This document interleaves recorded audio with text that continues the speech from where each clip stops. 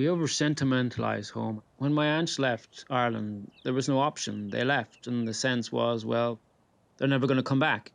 But now we have the option, I think, to return, the ease to return if we want to. This I think one it's was almost a a childlike very feeling, impressive childhood depiction of of the desire to get back to it. Highlands, and it was a very loving backstory of how this specific person met or was friends and a very close one with Philip Seymour Hoffman, and how he combines the comic designs with his view of Ireland and New York. It was a lovely film. I really enjoyed as well the closing with the music, that it was lovely, and the singer is amazing. I am assuming it was in Gaelic. I don't know, but it was beautiful. I really enjoyed it. The start of Tumbling Towards Home was really neat.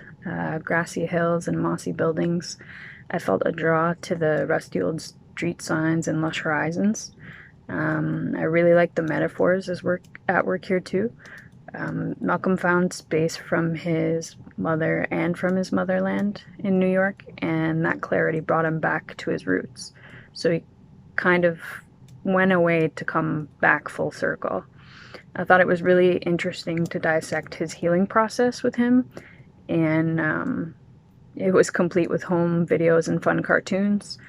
Overall, I think that this was fresh and an honest look at one man's quest for clarity. Very enjoyable, heartfelt, personal journey story of an actor who, in his own words, kind of escapes and runs from Ireland. Interesting story told by a really interesting individual. I love the way he told the story, just the sound of his voice, the cadence, all that was great.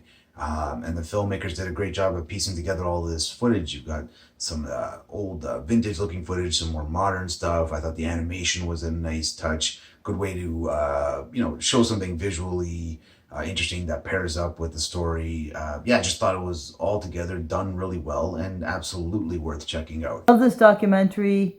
I think it was a great job at storytelling. And I like how they switch between the animation and real life, and doing the parallel between Phil Seymour's career and this guy's career. Happy to be back home in Ireland. I really, really liked how they told this story, because it wasn't just interviews or just footage that they had found or cut together. It was also like the animations kind of recreating important parts of the story, or what they thought were important parts of the story that you don't necessarily have any footage or pictures of, which I think happens a lot in my own life, at least, where I'll look back and I'll be like, oh, I kind of wish that I had taken more pictures, or that I had a video of this event happening, and to be able to recreate that with animation to help tell the story, I thought was so well done, and it was so fun. Visual storytelling in this was so unique and creative, and it really added to the story. I liked that it started off with this home video footage, and then turned into, the greenery and scenery of Ireland, and then to the bustling streets of New York, and then animation all of a sudden. And it had a little bit of everything, but it all worked and none of it felt out of place. So I really enjoyed that. I really enjoyed this piece. I thought that the kind of mixing of different, media formats, with the animation, and then the Super 16, home movie footage was really cool. It's a super compelling story at the base of it, and it's really fun to see, a narrative track someone's entire life. And so I really enjoyed this, and I feel like returning to the mixed media part of it, it really helps kind of keep the viewer's attention through this, because it's, you're seeing